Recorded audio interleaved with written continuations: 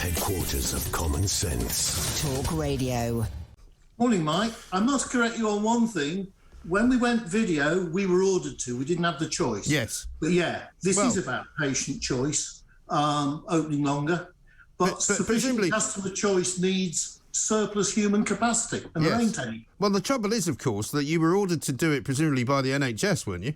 Yes. And that's the problem for me, because the NHS is run so badly. I've got absolutely no problem whatsoever with individual doctors, with people who work in hospitals and all of that. But what I do have a massive problem with is the way that the NHS appears to organise itself.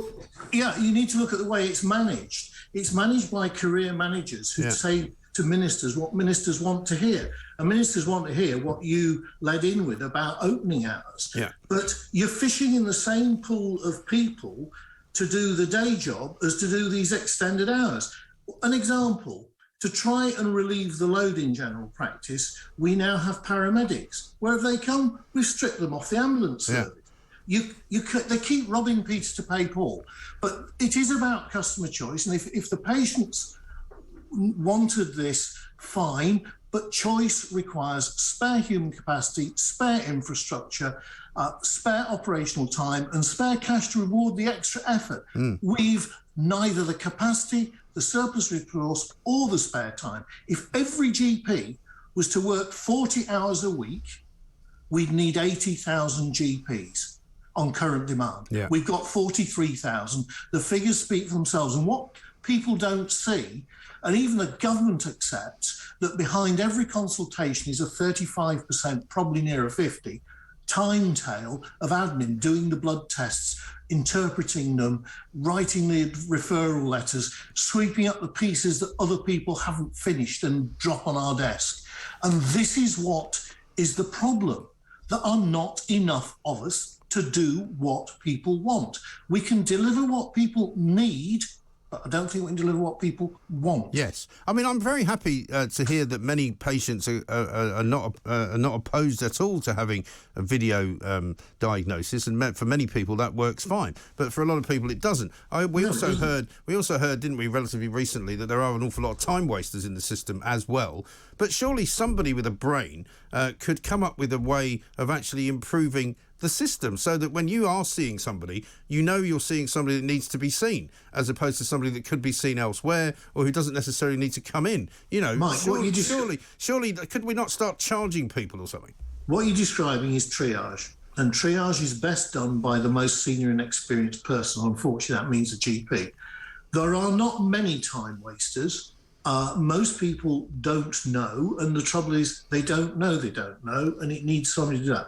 But if you're going to triage, everybody knows triage is best done by the most experienced person. And what does the NHS do? Give it to the least experienced person. And then they wonder why we're in trouble. Well, because the other unacceptable thing in these proposals is that they are going to get hold of our appointment book. Now, if we manage our appointment book, we can just about cope. But if I've got every Tom, Dick and Harry with access to my appointment book, I'm going to struggle. In fact, we're not going to cope at all. And so I think where we are with this is people have got to realise, please leave us to do our job. We know what we're doing better than the managers and better than ministers. That may sound arrogant, but I'm sick and tired. We've had 20 years of being told what to do, and it hasn't worked. Yeah. Well, it's time to let the profession do it. Well, I couldn't agree more. I mean, if you put some of those receptionists in charge of the borders at Ukraine, Putin wouldn't have got in anywhere near where he is right now. But I mean, listen, a little unkind to my receptionist. Listen, I've met plenty of receptionists from doctors' surgeries, and they're quite frightening, even for me. But here's the thing. It seems to me so obvious that the NHS is spending its money in the wrong places, so obvious that so many doctors are leaving GP practice because it has become a very, difficult job to do well and to do properly. Because I hear all the time from guys like yourself that, if you get to spend 3 or 4 minutes with somebody, you're doing well, and that's no way to run a health service. And the end result is that we get more and more people becoming sicker and sicker and ending up having to go to hospital when probably if they'd been able to be dealt with properly years before, that wouldn't have happened. Well, politicians only ever talk about hospitals and schools. They never talk about general practice. They might talk about primary care if you're lucky. They never talk about general practice, and they certainly don't invest in it. Actually, the average consultation length, Mike, in this country is 11.8 minutes, is not it? 3 or 4. Yes. And the I don't think I've system ever sat with a doctor for that long. Well, that may be to do with you, Mike, rather than your doctor. Yeah, they always throw me out. I don't know what's going on with it. But it is 11.8 minutes. Right. And in theory, it's an average of 4 consultations a year. It's actually 8. I have produced a calculator which gives us the numbers we need of doctors based on any consultation rate and length you like.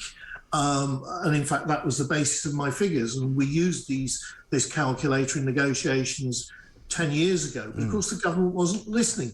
This is 15 years of failed workforce policy. We told them in 2005 there would be a major shortage of doctors in general, GPs in particular, from around 2016 onwards.